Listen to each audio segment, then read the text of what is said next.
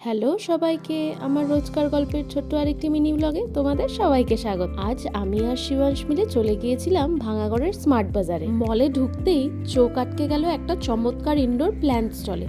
কত রকমের যে গাছ সাজানো, তবে স্পাইরাল ব্যাম্বুটা সত্যি খুব ইউনিক লাগছিল। মলে বেড়াতে যাওয়ার পেছনে অবশ্য আমাদের বিশেষ কোনো কেনাকাটার উদ্দেশ্য ছিল না, জাস্ট একটু ঘুরে বেড়ানো আর পছন্দসই কিছু পাওয়া যায় নাকি দেখা। আসলে সত্যি বলতে আমরা মা ছেলে কিন্তু এমন ছোটখাটো আউটিং গুলো ভীষণ এনজয় করি, তাই কোনো সময় বিশেষ দরকার না থাকলেও দুজনে মিলে হাত ধরে বেরিয়ে পড়ি ঘুরতে। তো দুজনে মিলে গল্পও করছিলাম আর পাশাপাশি আমি কিছু সামার কালেকশনসও দেখছিলাম, কিন্তু আজকে আর কিছু নিলাম না। এমনই হাঁটতে হাঁটতে চলে গেলাম সোজা ফার্স্ট ফ্লোরে। সেখানে গিয়ে দেখি এটা শুধুই ছেলেদের জামা কাপড়ের সেকশন। তাই আমাদের এখানে কোনো কাজ না থাকায় কিছুক্ষণ এখানে ঘোরাঘুরি করার পর সোজা উঠে গেলাম সেকেন্ড ফ্লোরে। এটা ছিল ফুড অ্যান্ড গ্রসারি সেকশন।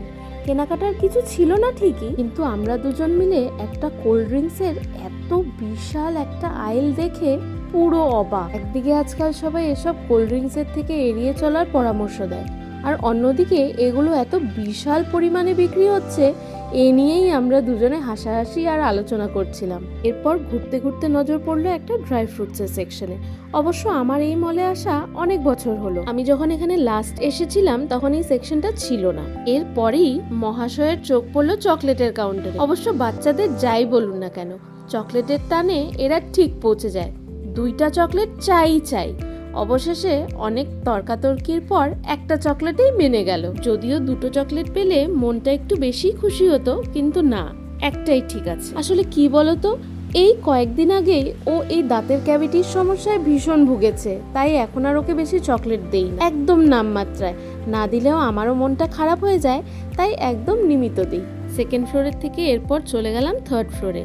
এই ফ্লোরে বিশেষ করে ক্রকারি, ইলেকট্রনিক্স আর স্টেশনারি আইটেমস ছিল। দূর থেকে দেখে ভাবছিলাম এগুলো কাচের ট্রে, কিন্তু কাছ থেকে গিয়ে তো অবাক, এগুলো নাকি প্লাস্টিকের, অথচ কত ট্রেন্ডি আর পকেট ফ্রেন্ডলি। আজ যেহেতু বিশেষ কিছু কেনাকাটা করার উদ্দেশ্য ছিল না, তাই মনে মনে ভেবে নিয়েছিলাম এর মধ্যেই একদিন মাকে নিয়ে এসে ঘরের জন্য কিছু দারুণ এই ইউনিক ট্রেন্ডি ক্রকারিজ কিনে নিয়ে যাব।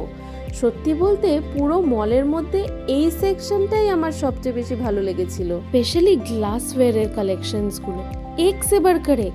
আর এত সস্তা, এত পকেট ফ্রেন্ডলি, প্রত্যেকটা জিনিস এত ট্রেন্ডি আর সুন্দর। তাই মনে মনে একদম ঠিক করে নিলাম এর মধ্যেই একদিন মা, বাবা, শিবান সবাইকে নিয়ে চলে আসতে হবে এসব কালেকশন বাড়ির জন্য কিনে নেওয়ার জন্য। কফি মাগসের কালেকশনস তো আর শেষই হচ্ছিল না, সারি শুধু নানা রকমের কফি মাগস আর কফি মাগস।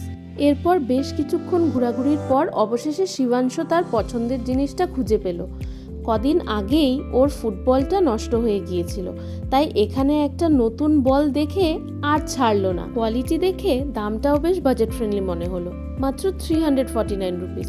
তাই ভাবলাম কিনে দেওয়াই যাক। এরপর অনেকক্ষণ এদিক সেদিক ঘোরাঘুরির পর বেশ বোরিং লাগছিল আর বাড়ি ফেরারও সময় হয়ে এসেছিল, তাই সোজা লিফট ধরে নিচে চলে গিয়েছিলাম।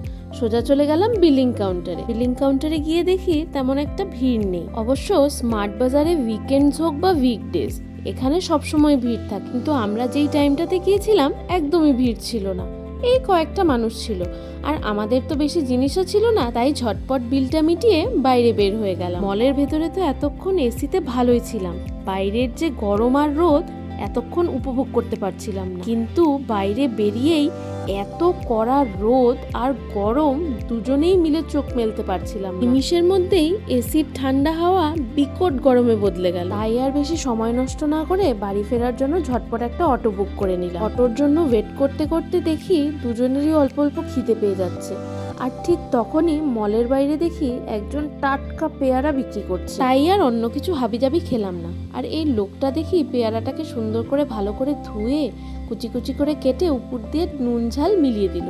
বেশ ভালোই লাগছিল খেতে, টাটকা ফ্রেশ আর একদম কচকচা ছিল পেয়ারাটা। খিদের টাইমে উল্টো পাল্টা হাবিজাবি জিনিস খাওয়ার চেয়ে এই ফ্রেশ হেলদি ফ্রুটস খাওয়া অনেক ভালো, তাই নাকি বলো? পেয়ারা খেতে খেতে এর মধ্যে আমাদের অটো চলে এলো। তারপর আর কি, দুজনে মিলে অটোতে চেপে সেই চেনা পথ ধরে আমরা হাসি মুখে বাড়ির উদ্দেশ্যে রওনা দিলাম। তো এই ছিল আমার আজকের এই ছোট্ট মিনি ব্লগে।